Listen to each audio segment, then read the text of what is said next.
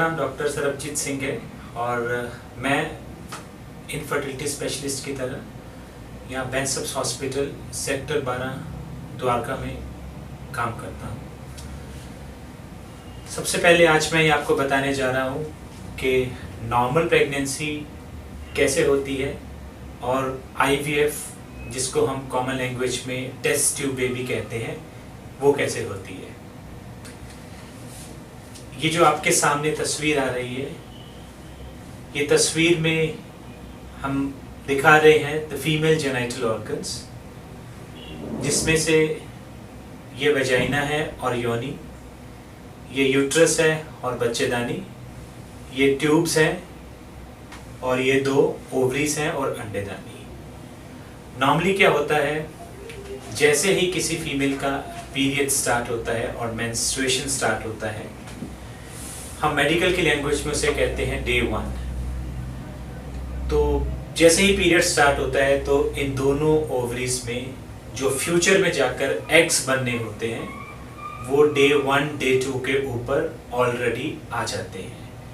और ये जो एग्स आते हैं, ये जो रिक्रूटमेंट होती है, ये एक ग्रुप्स में होती है और जनरली वो ग्रुप होता है 5 से 8 का एक ओवरी में, 5 से 8 का दूसरी ओवरी में।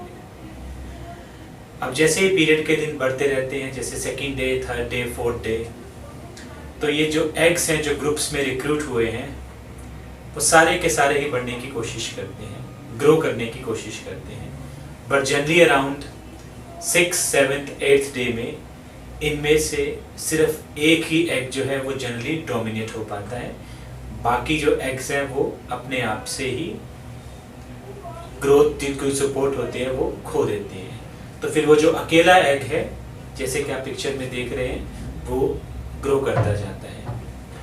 अगर फीमेल के पीरियड्स नॉर्मल हैं, from the normal periods what I mean is कि अगर वो if the periods are happening every 28 to 30 days, तो जनरली हम लोग कहते हैं कि 14th डे पे, जनरली 14th डे पे और 14वें दिन पे ये जो एग है ये रप्चर करता है।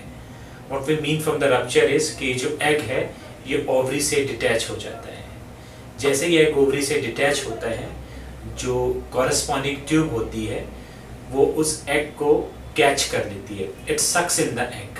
तो जो एग है वो ट्यूब के अंदर आ जाता है। उसी टाइम पे अगर हस्बैंड ने कांटेक्ट रखा हो तो जो सीमन है और जो वीर्य है वो डिस्चार्ज होता है वेजाइना में या योनि में। उसके अंदर, वीर्य के अंदर स्पर्म्स होते हैं।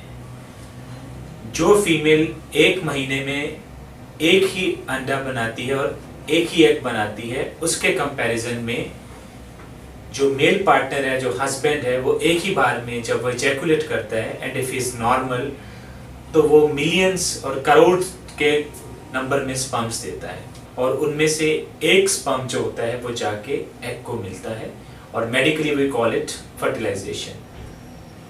Fertilisation always happens in the tube. Female की बॉडी में the only part where this fertilization could happen is and could sustain is the fallopian tubes. So tubes again is one of the very important part of the female body. तो जो भी embryo और भ्रूण जो fertilisation के बाद बनता है वो हमेशा ट्यूब के अंदर ही बनता है। अगर इसके विरुद्ध कुछ और जगह के ऊपर फर्टिलाइजेशन होती है लाइक इन ओवरी, तो वो सस्टेन नहीं करेगी and it will be N abnormal pregnancy, जिसको जनरली हमें टर्मिनेट करना पड़ता है।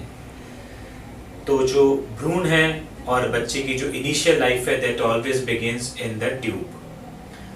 तो बच्चा जो है, जो भ्रूण जो बनता है, we should call it actually an embryo और भ्रूण, वो जो भ्रूण बनता है वो 2 दिन तक ट्यूब के अंदर रहता है। माँ के साथ जनरली कोई अटैचमेंट नहीं लेता है और जो भी उसका न्यूट्रिशनल पार्ट होता है वो ट्यूब के फ्लूइड से आता है।